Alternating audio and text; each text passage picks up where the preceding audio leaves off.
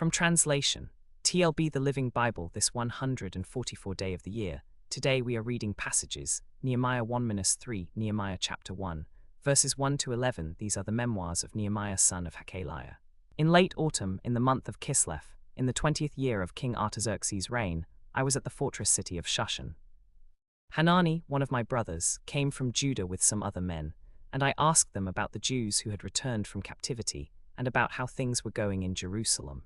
They said to me, "The remnant there in the province are in great trouble and disgrace. The wall of Jerusalem has been torn down, and its gates have been burned with fire." When I heard this, I sat down and wept. For days I mourned and fasted and prayed before the God of heaven.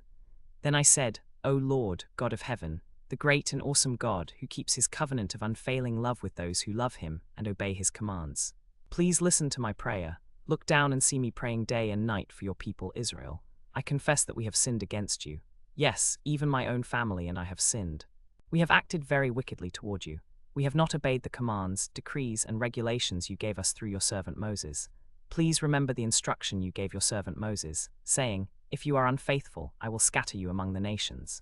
But if you return to me and obey my commands and live by them, then even if you are exiled to the ends of the earth, I will bring you back to the place I have chosen for my name to be honored. They are your servants and your people, whom you redeemed by your mighty strength. O Lord, please hear my prayer. Listen to the prayers of those of us who delight in honoring you.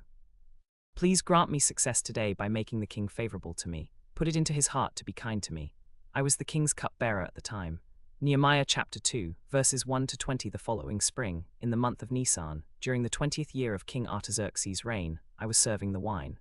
I had never before appeared sad in his presence. So the king asked me, "Why are you looking so sad? You don't look sick to me, you must be deeply troubled." But I was very afraid. I replied, "Long live the king. How could I not be sad when the city where my ancestors are buried lies in ruins and the gates have been destroyed by fire?" The king asked, "Well, what would you ask?" And I prayed to the God of heaven. Then I said to the king, "If it please the king, send me to Judah, to the city where my ancestors are buried, so that I can rebuild it." The king, with the queen sitting beside him, asked me, "How long will your journey take? And when will you return?" It pleased the king to send me, so I set a time. I also said to him, "If it please the king, let me have letters to the governors of the province west of the Euphrates River, authorizing me to travel safely to Judah. And please give me a letter to Asaph, the manager of the king's forest, directing him to give me timber to make beams for the gates of the temple fortress, and for the city wall and for the house in which I will live." And the king granted these requests, because the gracious hand of my God was upon me. When I came to the governors of the province west of the Euphrates River, I gave them the king's letters. The king had sent along army officers and cavalry with me, but when Sanballat the Horonite and Tobiah the Ammonite official heard of my arrival, they were very displeased that someone had come to help the people of Israel. So I arrived in Jerusalem and was there 3 days.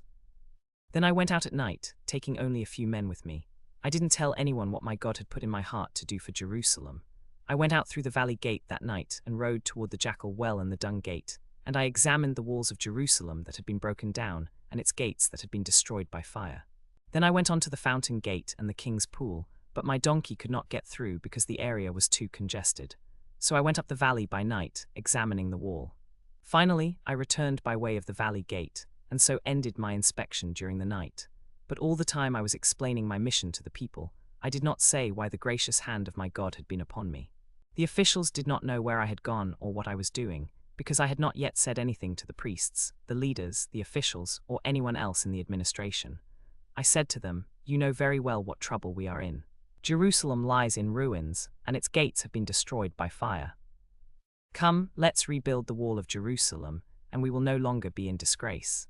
I also told them how the gracious hand of my God had been upon me, and about the king's words that he had spoken to me. Then they replied, "Yes, let's rebuild the wall." So they began the good work.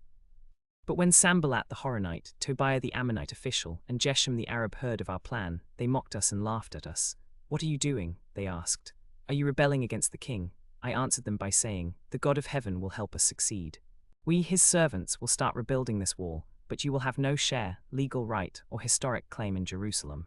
Nehemiah chapter 3, verses 1 to 32. Then Eliashib the high priest and the other priests started to rebuild at the sheep gate. They dedicated their work to the Lord, and they installed the doors of the gate, even though they were only setting them in place temporarily. The men of Jericho rebuilt the next section, and Zaccur son of Imri rebuilt the next section. The sons of Hassenaah rebuilt the fish gate and laid its beams and doors, and installed its bolts and bars. Meremoth son of Uriah and grandson of Hakkoz repaired the next section. Next to him Meshullam son of Berechiah, the son of Meshezabel, made repairs, and he was assisted by his son Meshullam.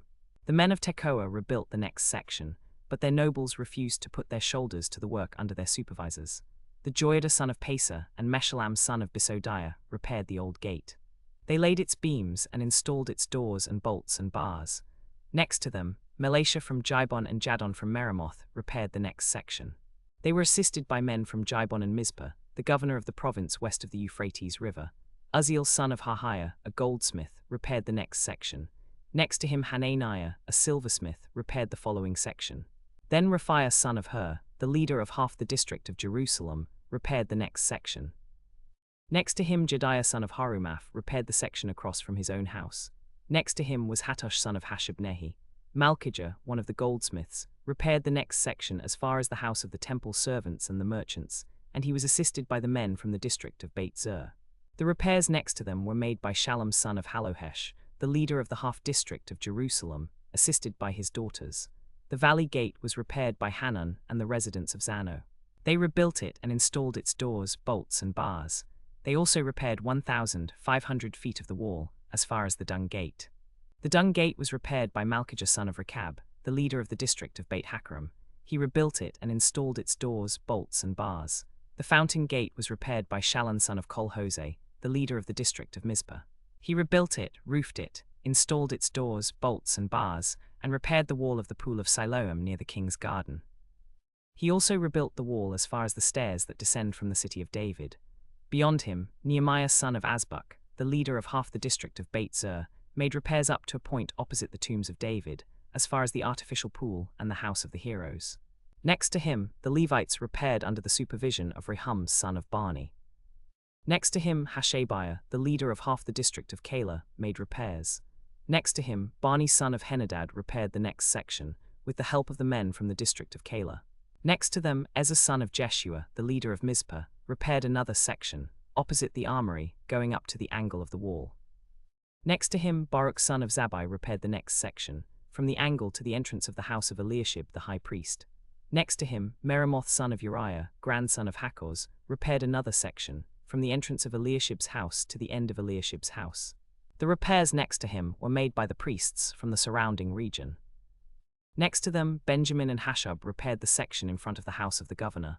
Next to them, Pelatiah son of Benaiah repaired the next section. Next to him, the men from the district of Beit Zur repaired the wall opposite the tombs of David. They repaired it as far as the artificial pool and the house of the heroes. Next to them, the temple servants and the men from the district of Jebah repaired the section opposite the horse gate. Next to them, the men from the district of Mizpah repaired the section of the wall of the guard tower. Next to them, the men from the district of Beit Shemesh repaired the wall opposite the guard tower at the corner. Next to them, the men from the district of Tekoa repaired another section, opposite the previous tower, as far as the Great Wall. Above the horse gate, the priests repaired the wall each in front of his own house. Next to them, Zadok son of Immer repaired the section opposite his own house. Next to him, Shemaiah son of Shechaniah, the gatekeeper of the east gate, repaired the wall. Next to him, Hananiah son of Shelemiah and Hanan son of Zalaph repaired another section. Next to them, Meshullam son of Berechiah repaired opposite his own house. Next to him, Malchijah, one of the goldsmiths, repaired the wall as far as the house of the temple servants and the merchants, and next to him was the man who repaired the area opposite the inspection gate.